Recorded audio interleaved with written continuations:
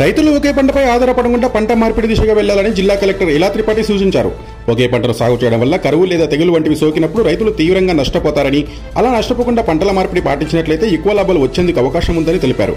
త్రిపురారం మండలం కంపసాగర్ వ్యవసాయ పరిశోధన కేంద్రంలో ఫాక్స్నట్ మకాన ప్రయోగాత్మక సాగును ప్రారంభించారు.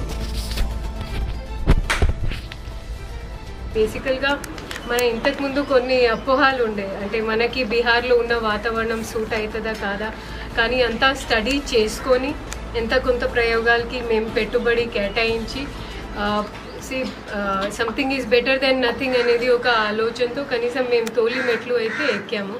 అది సక్సెస్ అవుతుందా కాదా అనేది ఇప్పుడు మేము చెప్పలేము. బట్ దీని వెనుక ఉద్దేశం ఏంటంటే మన రైతులు కూడా బాగుపడాలి, అంటే అది రాష్ట్ర ప్రభుత్వంది ఒక ఉద్దేశం. సో మనం అంతా ఒకటే టైప్ ఆఫ్ క్రాప్ మీద ఆధారపడితే ఏదైనా కరువు వచ్చింది అనుకో, ఏదైనా పెస్ట్ ఇన్ఫెక్షన్ వచ్చింది అనుకోండి, అది అంతా ఖరాబ్ అయిపోతుంది. సో దీనికి ఒక హెడ్జింగ్ లాగా, అంటే మొత్తం ఒకటే వైపు అంత పెట్టుబడి పెట్టుకోకుండా క్రాప్ డైవర్సిఫికేషన్ దిశలో ఇది మేము ఒకటి ఫస్ట్ స్టెప్ తీసుకున్నాము.